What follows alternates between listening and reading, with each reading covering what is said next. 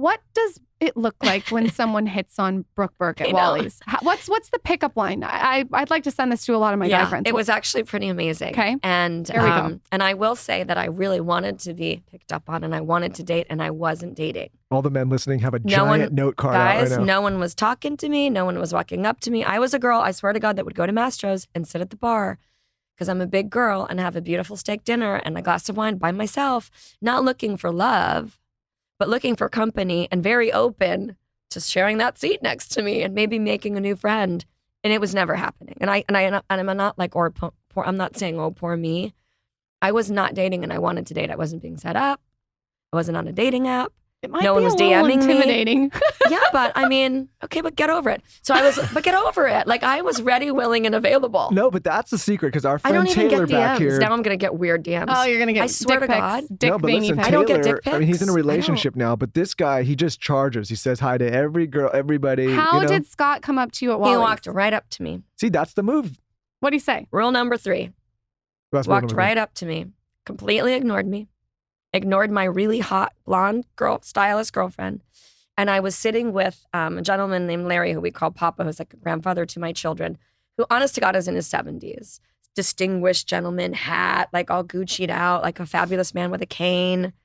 Okay, I don't think it looked like we were on a date. He looks like my father. And Scott walks right up to the bar and says, "Hello, sir. I really like your hat." He had like on a Nick Fouquet hat. And I'm like, my jaw dropped. I'm like, this guy's so foxy. And he completely ignored me. And I'm like, what the F? And he walked away. And I look at my stylist. I'm like, and we always joke around about this because you got to like give credit where credit. I was like, that guy was so foxy. What the fuck? He didn't even say hi. Like, didn't even say hi to you, me. Like, we're like crickets. This is the story of my life, Isabel. Like, no one talks to me. Guy walked away. And I'm like, what the hell? And then he came back. He came back. But when he came back, I was already gathering my things. I had to get my stuff out of Isabel's car. Papa was driving me home. I really couldn't stay. I was in the city. I live in Malibu, and we had already got the valet. So he walked up to me, invaded my space, grabbed me by the arm, not in a creeper way, but you would interpret that as creepy. And he said, "Hi, I'm Scott. Come and have a drink with me." And I was like stuttering. I was like, I would love to have a drink with you, but I can't. And it only was because, which I guess sounded like a rejection. Yeah, sure. Was that a rejection? Most people would take most. And men, I didn't mean it like that. I just was like, da. And he goes, no, come and have a drink with me. And like kind of grabbed me by the arm off of the bar stool, but not in a weird, like who does that nowadays? No one would dare touch you or we're living different times. I know. And now, he went for now it. you get hit with the taser. Wait, he went for it. And inside I was like, I think this might be my man.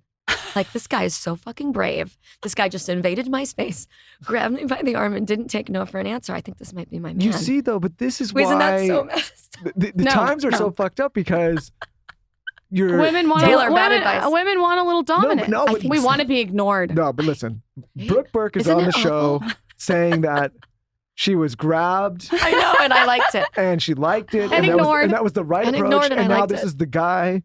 But if you do that, if you give that advice in a 2023 world. Here's what it is. I know. Women and men do not like desperate energy. You cannot be desperate energy in any facet of a business relationship, of a friendship. We can smell desperation. Do we agree? No one wants desperate energy. Everybody can. And Scott, to me, sounds like he came up, he asserted that he is not desperate because he ignored her. And then he came back and he gave a little bit of dominance. Super confident. That is the recipe for success, in my opinion, for a relationship. It's a good foundation. I'm going to talk really fast so I won't bore everybody with the No, story, but you have to hear the fast. next part of it. So then I say, I'm so sorry. I really can't have that drink. And I really wanted that drink. You have no idea how bad I wanted that drink. So I'm so sorry I can't. I leave. My girlfriend's getting the valet. I walk outside and she's like, well, what happened? Did you give him your number? Did you get his number? And I'm like, no, I just said I had to leave and he just let me leave. Like I just walked off into the sunset. We're never to be seen again. And he just let me leave. So Mr. Super Confident, who went in for the grab, let me leave. And I think he maybe felt like it was a rejection. Yeah, I mean, do you think? Yeah, I'm sure. So she goes, going back in there. And I'm like, Isabel, wait, no. She goes storming back in there, grabs Scott and goes, hey. She's really spunky. Can you imagine some little skinny blonde chick doing this to you? She goes, hey, what's your name? And he goes, I'm Scott. She pulls out her phone and she goes, Do you want her number or what? And he's like, he didn't even know what to say. It was really aggressive. And he goes, okay. She goes, let me give you her number and don't be that guy. He's like, and she goes, you call her tonight. And she comes walking out. And I'm like, what happened? She goes, I gave him your number. I'm like, you what? Like for me, part of the dating part, I think it's like my phone, it's my kids, it's my life. Like, I don't know, I'm weird like that. If you call me on my phone, I know you or not. Oh, you didn't want just like a stranger having your number? She goes, that's how it works, Brooke. It's the only way you're ever going to hear from him again. Well, no shit. Wait, hold on. So he called me that night. Yeah, did he call you that night? And by now it's like 8 o'clock. Called me that night. And he was like, I'd really like to have that drink. So what'd you guys do? That night? Yeah, I see. I know. And my inner dialogue was like, booty call, no, bad idea. Well, but you know what I said to myself? I'm going to go have that drink. And so? And I did. Where was it? Did you guys go back to Wally's? We didn't go back to Wally's. He goes, Palisades or Malibu. And I was like, if I have my choice, I'm not driving. I don't know you to Palisades. Come to Malibu. And trying to find a place that's open in Malibu by 9 p.m. now. And yes, it looked like a booty call. I know. Sorry, kids, for listening. We met at the Malibu Beach Inn and we had that one drink and it was amazing. And before I committed to that, I said, what's your last name on the text? Had to do some Googling. And he said, do you want a bio? And I said, yeah, I do. And so he sent me that.